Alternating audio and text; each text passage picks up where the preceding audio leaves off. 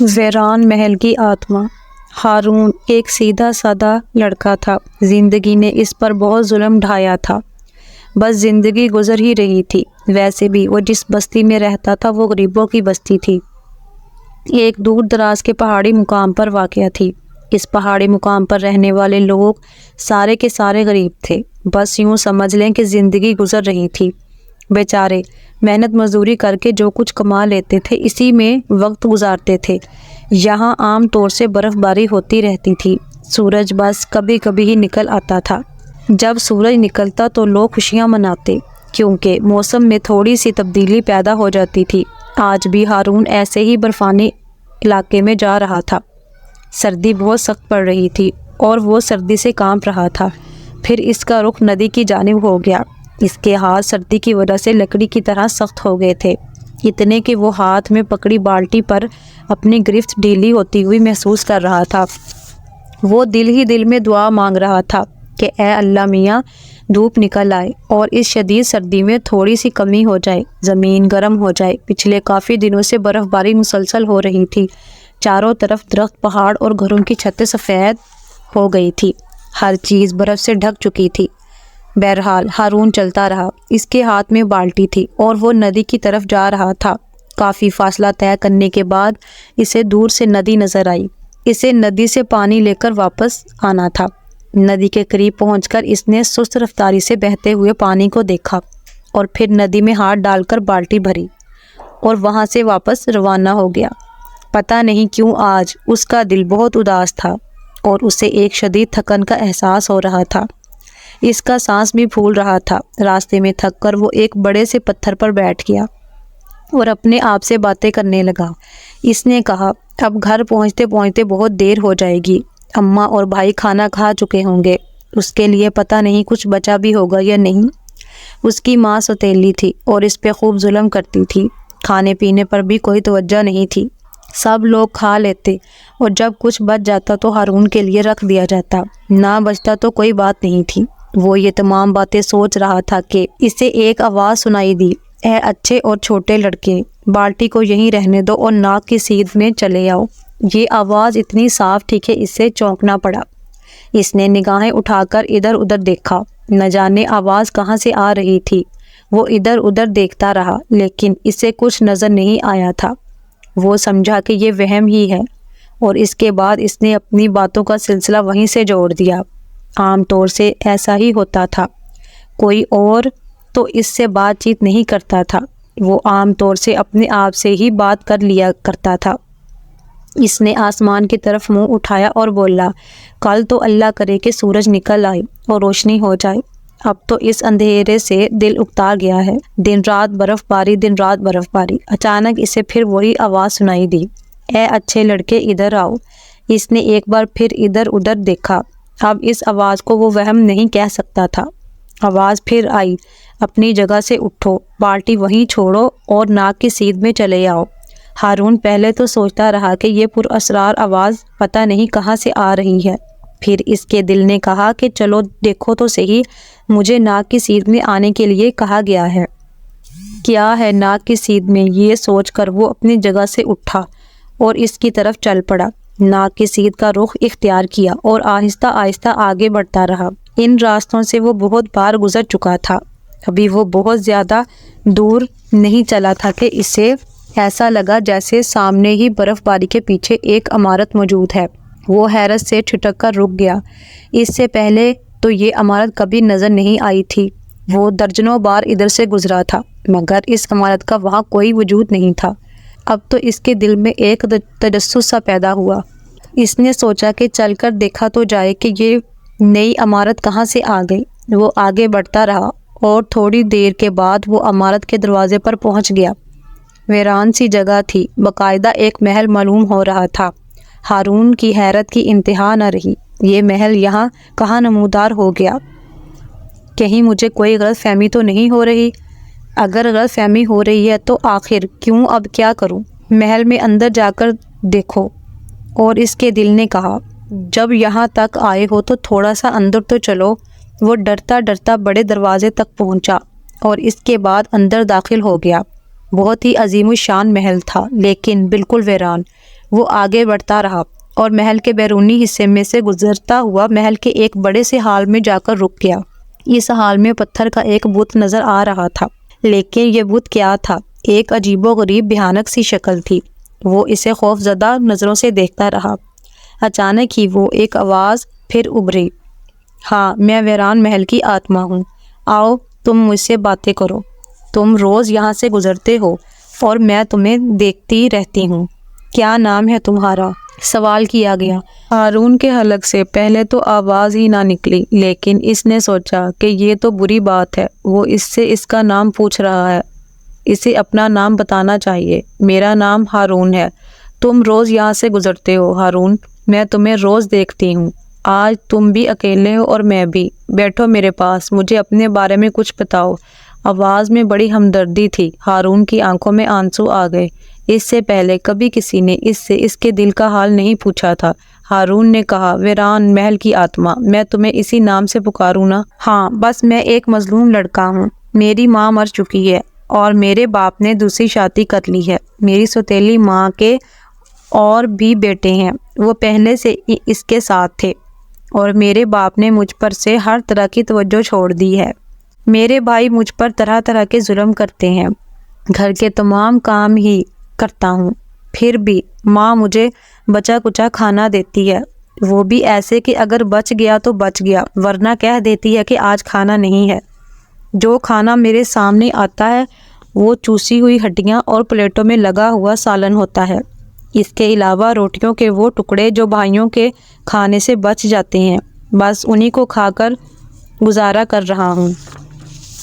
ویران محل کی آتما کافی دیر تک خاموش رہی، پھر اس نے کہا، نہیں، یہ غلط ہے میرے پیارے دوست، میں تم سے دوستی کے لیے قدم آگے بڑھاتی ہوں اور چاہتی ہوں کہ اب تم ایک خوشحال لڑکے بن جاؤ۔ ہارون کا ڈر اب آہستہ آہستہ ختم ہوتا جا رہا تھا۔ ویران محل کی آتما تو اس کی دوست بن گئی تھی۔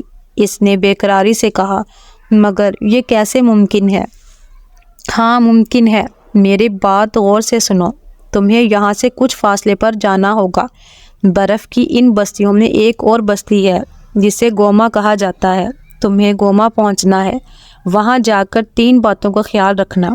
پہلی یہ کہ گاؤں کے سب سے غریب اور بیمار شخص کے گھر بسر کرنا، دوسری یہ کہ وہاں رک کر پہلی رات جا کر گزارنا، تیسری یہ کہ کبھی غرور نہ کرنا اور عاجزی سے ہر شخص سے پیش آنا۔ تمہیں ہر ایک سے نرم لہجے میں بات کرنا ہے، بس تم دیکھنا کہ تقدیر کس طرح بدل جاتی ہے۔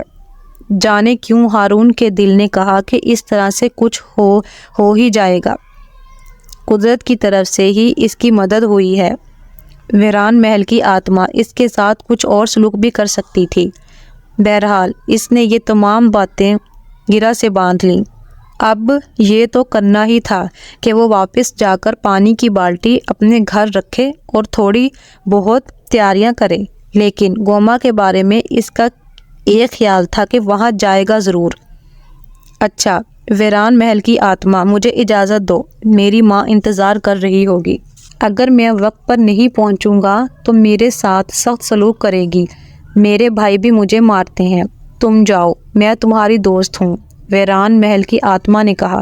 بہرحال ہارون واپس پلٹا، اس نے پانی کی بالٹی اٹھائی اور اپنے گھر کی جانب چل پڑا۔ پھر اس نے آہستہ آہستہ تیاریاں کی اور دوسرے دن کچھ اسباب اور خوراک ایک گٹھڑی میں باندھ کر وہاں سے چل پڑا۔ برف پر سفر کرنا آسان نہیں ہوتا۔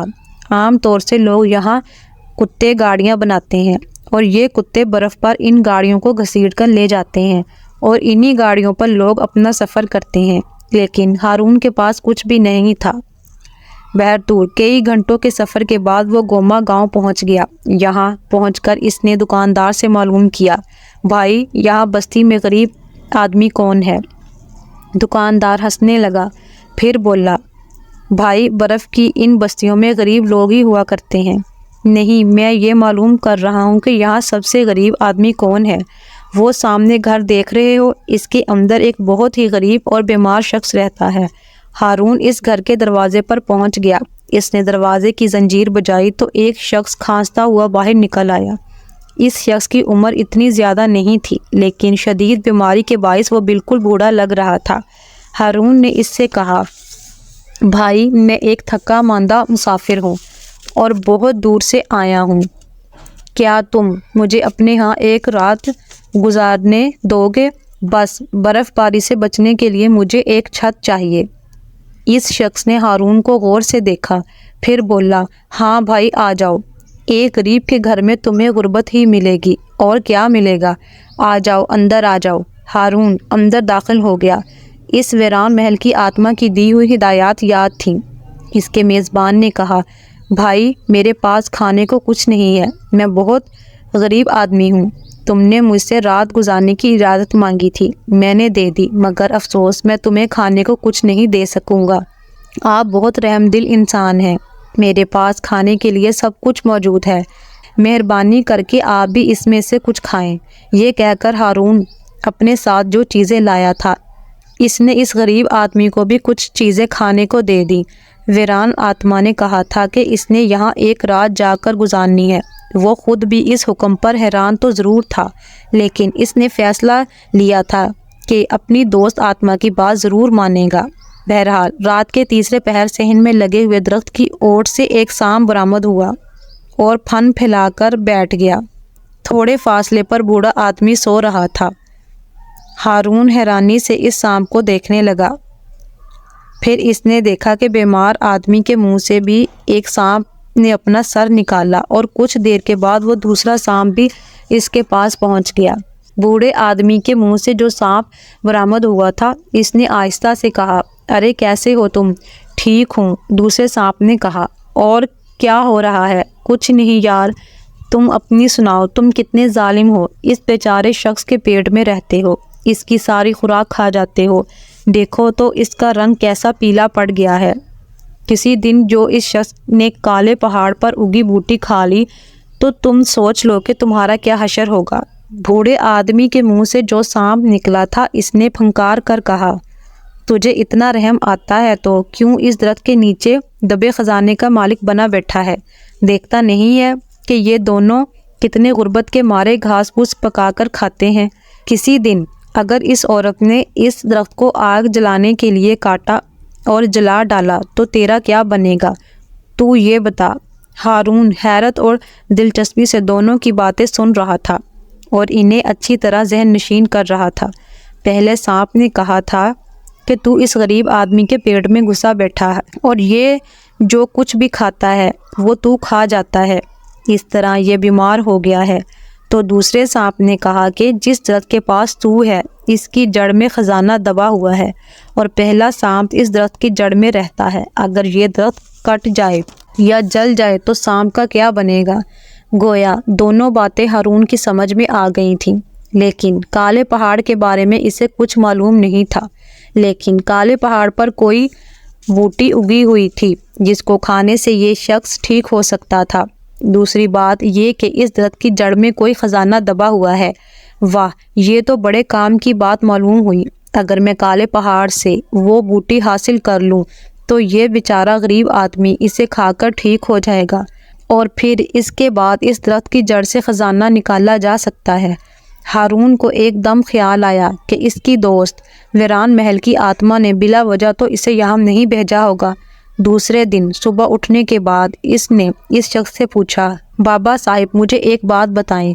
ہاں پوچھو، یہاں کالا پہاڑ کہاں ہے؟ زیادہ دور نہیں ہے، سفید برفانی علاقے میں تمہیں دور ہی سے وہ کالا پہاڑ نظر آ جائے گا، مگر تم وہاں کیوں جانا چاہتے ہو؟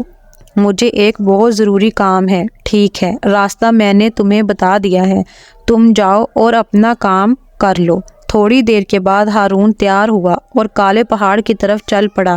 اچھا خاصا فاصلہ تھا، مگر دور ہی سے برف کی سفیدی میں کوئی کالی کالی چیز نظر آئی۔ یہ چیز بہت بلند و بالا تھی۔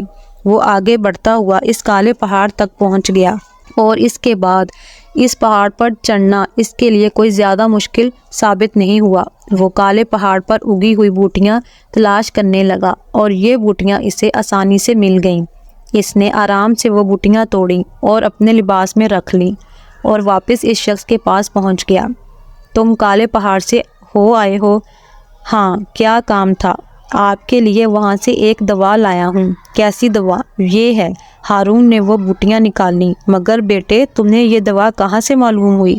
اور اس سے مجھے کیا فائدہ ہوگا؟ اس سے آپ بالکل ٹھیک ہو جائیں گے۔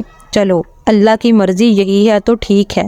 ہارون نے بڑی محبت سے وہ بوٹیاں پیسی اور پیسنے کے بعد اس شخص کو کھلائیں۔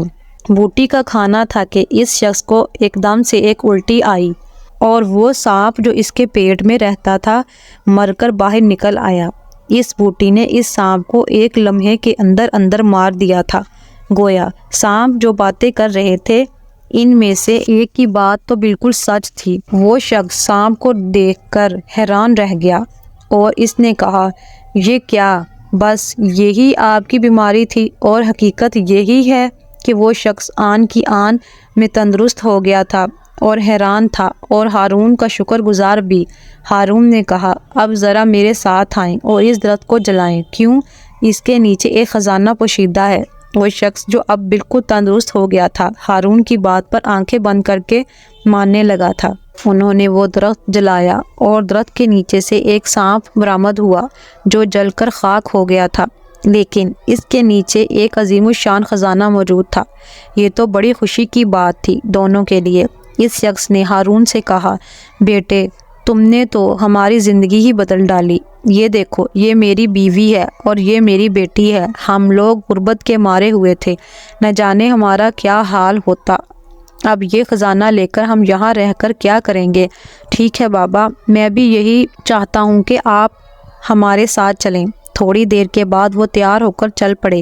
اب وہ بہت امیر لوگ تھے۔ انہوں نے ہارون کے گاؤں میں پہنچ کر گاؤں والوں کو دعوت دی۔ اس دعوت میں ہارون کی سوتیلی ماں اور بھائی بھی شامل تھے۔ ہارون جو ان کے پاس سے غائب ہو گیا تھا بڑے شاندار لباس میں تھا۔ انہوں نے ہارون کو دیکھا اور پہچان لیا۔ ہارون کو وہ بھلا کیسے بھول سکتے تھے؟ اس کی ماں نے کہا، بیٹے ہارون تم تو بہت امیر آدمی بن گئے ہو۔ ہاں، آپ لوگوں نے میرے اوپر جو ظلم کیا تھا میں آپ سے اس کا بدلہ نہیں لینا چاہتا۔ آپ بتائیں میں آپ کے لیے کیا کر سکتا ہوں؟ یہ سن کر ان لوگوں نے شرم سے گردن جھکا لی، مگر ہارون کو ویران محل کی آتما کی تیسری بار یاد تھی۔ چنانچہ وہ اس کے پاس گیا اور عزت و احترام والا سلوک کیا۔ ان سے کہا کہ وہ اس کے پاس رہیں۔ بیٹے اگر تم یہ چاہتے ہو کہ ہم تمہارے پاس رہیں اور تم ہماری خطا معاف کر سکتے ہو تو ہم خلوص دل سے تمہارے ساتھ رہنے کے لیے تیار ہیں۔ کچھ بھی ہے، آپ میری سوتیلی ماں ہی صحیح مگر ماں تو ہیں، اور یہ میرے بھائی ہیں۔ میں ان کو اپنے ساتھ رہنے کی دعوت دیتا ہوں۔ ہارون کے پاس خزانے کی کمی نہیں تھی۔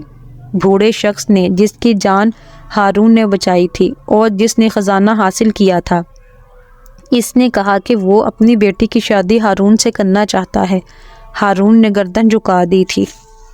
اگر آپ کو یہ کہانی اچھی لگی ہے تو لائک کریں اور اپنے دوستوں کے ساتھ شیئر کریں، اور مزید ایسی ویڈیوز اور کہانیوں کے لیے ہمارے چینل کو سبسکرائب کریں اور بیل آئیکن کو دبا لیں تاکہ ہماری ہر آنے والی ویڈیو کا نوٹیفیکیشن آپ کو سب سے پہلے ملتا رہے۔